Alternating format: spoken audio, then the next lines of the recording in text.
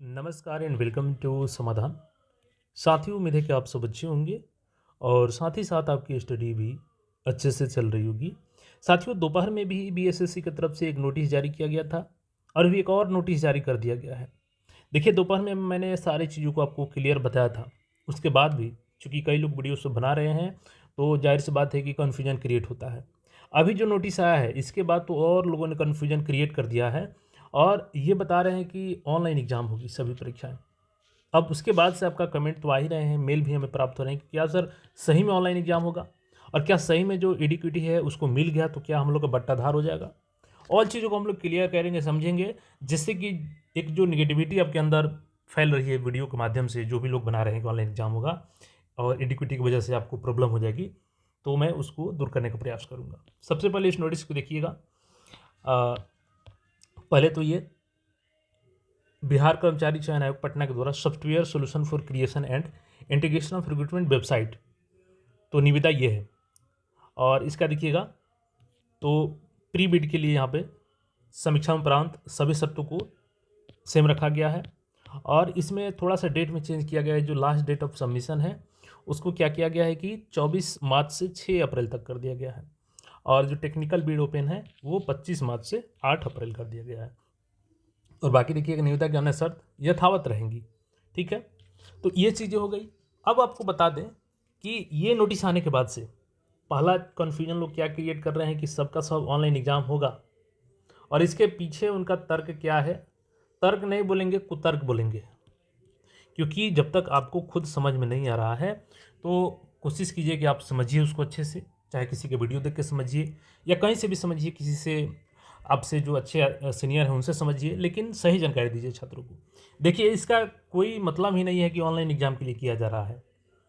क्या आप offline exam करवाते हैं तो उसमें आपको पेपर की ज़रूरत नहीं पड़ती है? क्या उसमें आइरिस कैप्चरिंग की ज़रूरत नहीं पड़ती है? क्या उसमें फेस रिकॉग्निशन का ज़रूरत नहीं पड़ता है? क्या उसमें ओएमआर शीट जारी करने का ज़रूरत नहीं पड़ता है? क्या उसमें अटेंडेंस शीट बनाने की ज़रूरत नहीं पड़ता है? तो जब आप टेंडर समझे ही नहीं और इसको आप मान लिए कि नहीं ऑनलाइन एग्ज़ाम होगा, जैसे कि खुद कई लोग बताए थे कि जो आपका सांख्यिकी संगणक का वैकेंसी है उसको यहाँ तक बता दिए लोग कि ये लेवल 9 का है। उस उतना ही नहीं, उसको बता दिए कि बीपीएससी से वैकेंसी आ रही है। तो खैर, मैंने उसको क्लियर करके वो बता ही दिया कि क्या सच्चाई है उसकी। अब इसके बारे में बता दें, सबसे पहले एडिक्विटी की जो कन्फ्यूजन है आपका, तो देखिए इसके लिए परेशान नहीं होना है। हाँ, मानते हैं कि उसका रिकॉर्ड जो भी खराब है, तो दिक्कत कब होती है कि जब हम लोग का परीक्षा ऑनलाइन होगा और ऑनलाइन के लिए वो बिडिंग में जाए। दूसरी चीज़ देखिए, अभी 23 मार्च को क्लियर होगा कि दो जो कंपनी है, एक एडिक्विटी है और एक इन्फो करके है जो कंपनी, उसमें से किसको मिलता है। देखिए, ये जो दो कंपनी है, इनोवेटिव इंडिया लिमिटेड दिल्ली और इक्विटी, इस दोनों में से किसी एक को ही मिलेगा जो सबसे कम दाम में बिडिंग किया होगा, फाइनेंशियल बिड लगाया होगा। लेकिन इसके बाद भी आपको मैं बताता हूँ कि या तो ये मिले या मिले, कोई दिक्कत नहीं है, क्योंकि इनका बस दो ही काम है, एक आइरिस कैप्चरिंग करेंगे और दूसरा फेस रिकॉग्निशन।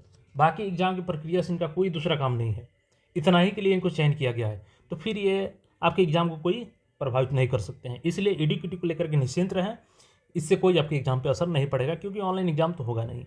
दूसरी चीज़, जो टेंडर वाला जारी किया गया है वेबसाइट क्रिएशन के लिए, अब इसी को लोग समझ रहे हैं कि ऑनलाइन एग्जाम हो गया, ये सारी प्रक्रिया हो रही। तो देखिए, अटेंडेंस क्या नहीं बनता है ऑफलाइन में, आइरिस कैप्चरिंग नहीं होता है। बीपीएससी की एग्जाम अभी कभी दिए होंगे तो ज़रूर आपको पता होगा। अब जो ये निविदा दिया गया टेंडर, तो उसके वर्क स्कोप के दिखाते हैं। अब देखिए, जो आपको बोल रहे हैं ना कि ये ऑनलाइन एग्जाम के लिए किया जा रहा है, तो उनको कमेंट करके बताइए कि देखिए, आप समझिए भैया कि क्रिएशन ऑफ ऑनलाइन पोर्टल, यानी कि वेबसाइट क्रिएट करने के लिए काम दिया गया है इनको। स्कोप ऑफ वर्क यहाँ पे कल पढ़ लीजिए कम से कम। Facility for submission of online application, जो ऑनलाइन एप्लीकेशन सबमिट होगा और उसी की वजह से अभी रीओपन जो होना है फॉर्म, वो भी पेंडिंग में ही है। प्रोवाइडिंग एडिट ऑप्शन, जो एडिट का ऑप्शन देना है उसके लिए भी छात्र मांग कर रहे हैं, तो एडिट का ऑप्शन देना। एप्लीकेशन फॉर्म जनरेट करना। प्यूरिफिकेशन अपडेटिंग ऑफ डाटाबेस, जो डाटाबेस है उसको अपडेट करते रहना। अपलोडिंग सर्टिफिकेट, जैसे कैंडिडेट अपलोड करते हैं। सेंटर एलोकेशन, ये ऑप्शनल है, मतलब सेंटर अलॉट करने के लिए। एडमिट कार्ड जनरेट करने के लिए, जो कि एक ऑफिस कॉपी होता है, एक कैंडिडेट कॉपी होता है। जनरेशन ऑफ अटेंडेंस सीट होता है। जनरेशन ऑफ रोल सीट होता है। View and download OMR sheet, view and download score card. Uploading answer key and inviting objection if any. इसमें कहीं भी आप पढ़ लीजिए कि क्या ऑनलाइन एग्जाम के लिए इनको टेंडर दिया जा रहा है, नहीं। इनका काम है कि वेबसाइट बनाएंगे, ओएमआर शीट जारी करेंगे, जनरेशन ऑफ अटेंडेंस शीट करेंगे, एडमिट कार्ड जारी करेंगे, ओएमआर शीट जारी करेंगे, आंसर की देंगे आपको ताकि आप ऑब्जेक्शन कर सकिए। ये सारी फैसिलिटीज़ ये जो टेंडर लेंगे उनको उपलब्ध कराना होगा, और ये 36 मंथ के लिए इस वेबसाइट को रन करेंगे और जो भी प्रॉब्लम आएगी उसको सॉर्ट आउट करने का प्रयास करेंगे ये। ठीक है, तो ये इतना ही काम है। बाकी एग्ज़ाम तो आपकी बीएसएससी अपना जो सेंटर एलोकेट होता है बीएसएबी का, उसके माध्यम से आपकी एग्ज़ाम करवाएगी। मतलब कि जो सेंटर हैं बिहार में स्कूल्स के, वहाँ पे बीएसएससी खुद लेटर लिखती है एग्ज़ाम के लिए। इनका काम है कि अपना पेपर तैयार करवाना, जो भी है प्रक्रिया ये कंपनी करेंगी। बाकी एग्ज़ाम बीएसएससी को लेना है। आइरिस कैप्चरिंग काम एडुकेटी या जो दूसरी कंपनी है वो करेगी, जिसमें से जिसको फायदा मिलेगा। तो इसलिए मन में से डाउट निकाल दीजिए, जहाँ भी बताया जा रहा है कि ऑनलाइन एग्जाम के लिए है, बिल्कुल फेक न्यूज़ है, कोई इसमें सच्चाई नहीं है। ऑनलाइन एग्जाम नहीं होगा, ऑफलाइन एग्जाम होगा। जहाँ तक इंटर लेवल की बात है तो उसका भी ऑफलाइन होगा, बाकी सबका तो ऑफलाइन होगा ही। फिर भी अगर कोई डाउट हो तो आप लोग कमेंट करके पूछ सकते हैं, और समय समय पर मैं जो भी डाउट होगा आपका क्लियर करने का प्रयास करता हूँ। चैनल को सब्सक्राइब करके जुड़ रहे हैं। मिलते हैं फिर नए अपडेट में। धन्यवाद।